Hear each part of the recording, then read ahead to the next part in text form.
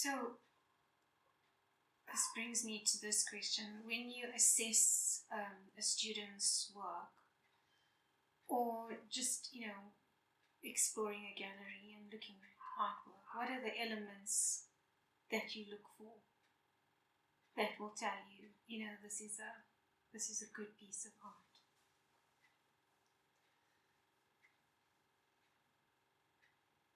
I often look for something that surprises me. Often look for something that, yes, there are things that are familiar that I will go back to again and again and again. I enjoy that. It's like being with a friend and kind of return. I think it goes to that word that I used earlier on, something that compels me to be in that space, to be in that conversation with it. And I'm sure that you know of many instances where you like something, you want to go back to it, you want to see it again. So there's that, and I suppose there's a kind of familiarity on one level, but there's also that sense of, I can learn something more from this than going back to it again and again. And then that's the notion of surprise. Sometimes I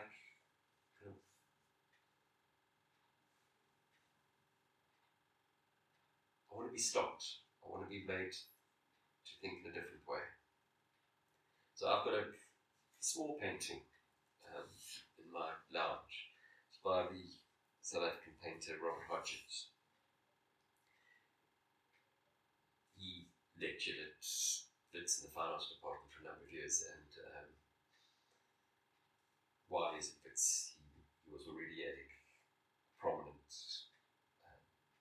figure in the South African art world. But when he retired, he became even more prolific, just producing paintings, prints, ceramics, made some animations.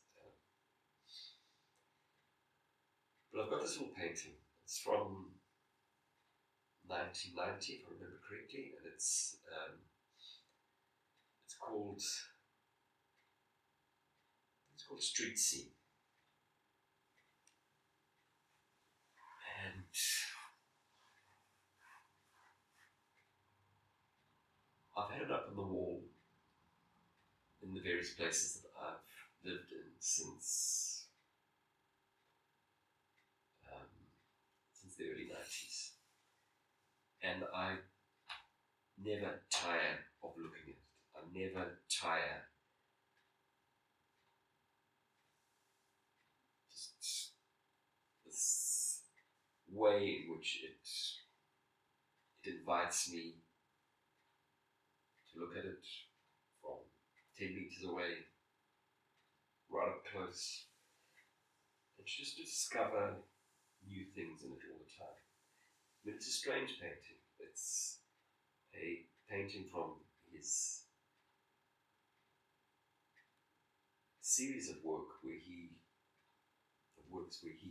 explores kind of urban conditions.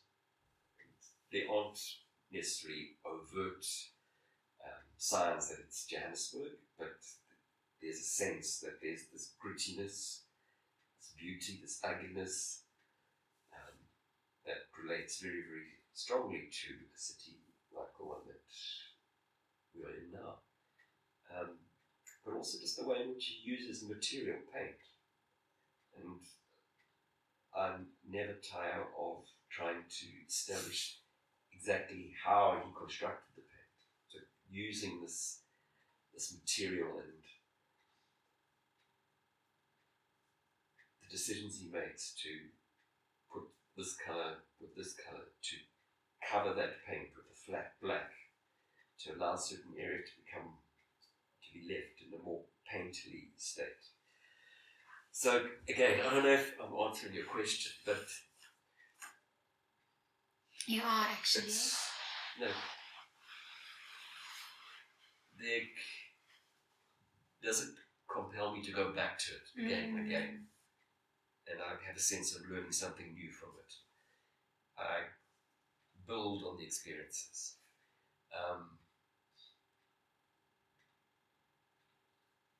Does it surprise me? Like, I'm seeing something I haven't seen before, or maybe it's something that's it's a work that I return to, but I find out something new, I discover something new.